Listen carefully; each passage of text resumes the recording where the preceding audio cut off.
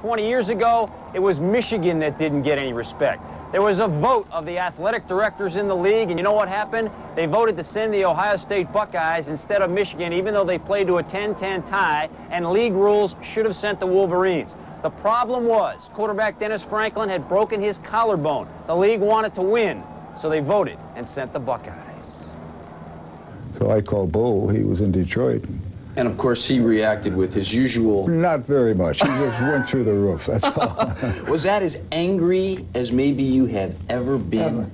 Ever. Because, you know, I felt it was the greatest injustice to a football team that I had ever seen.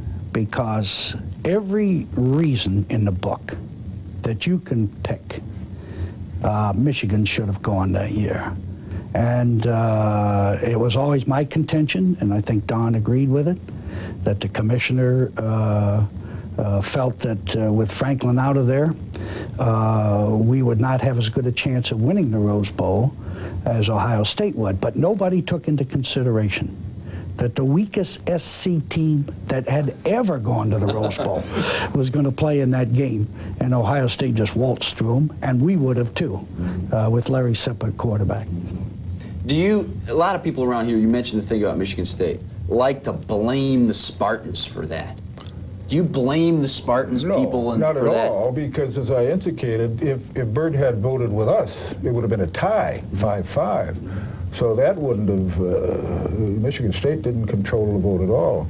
And when it did end up with Bert going the other way, I had a change of heart because I was really worried if we had a tie. Who the hell is going to make this decision if you have a tie? Is it the commissioner or is it the faculty reps? That's like, you know, a bad situation when the directors don't make the decision. Now, obviously, you were, as you said before, as angry as you could be. How did you tell the kids? How'd you tell your players? That was the hardest thing I ever had to do in my life because, you know, they did everything that you could want done in order to win the championship and go to the Rose Bowl. They did it. And it was only because at the end of the game, even with Franklin out of the game, we drove down to kick a field goal and missed a short field goal to win the game. And if you want to go on statistics or performance in that 10-10 tie, we had outplayed Ohio State. But in fairness and in following the philosophical approach to the Rose Bowl of the Big Ten, Ohio State having gone the year before, it was our turn to go. And that was an absolute crime that we didn't get that opportunity. Because of all this, and you both can speak to this, the rules were changed. Maybe if there's any good thing that came out of this, the rules were changed to allow other Big Ten teams that maybe didn't go to the Rose Bowl to go to another bowl game. Oh, I don't think it changed 2 years later where it opened up for other bowls. I don't think there's any question that that vote was a determining factor.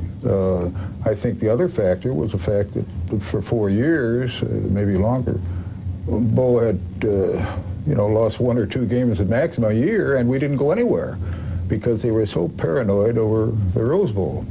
And that paranoia is one of the reasons why you had to vote against us. Other than the fact that they didn't like Schembechler and didn't like me. Didn't like me very well either. They don't like you guys when you win, do they? They don't like you when you win. That's the problem. Yeah, you try it sometime. When you're winning consistently, all the other people are tremendously envious and resentful. Yeah. No question about it. Can you guys believe that it's been 20 years? I mean, does it seem like it was just yesterday? Time has really gone by fast. That was 20 years ago? It doesn't seem like it's been that long ago that you and I drove in from the airport when you picked me up. No. And I'll never forget this. I said to Don, look, you didn't tell me how much you're going to pay me.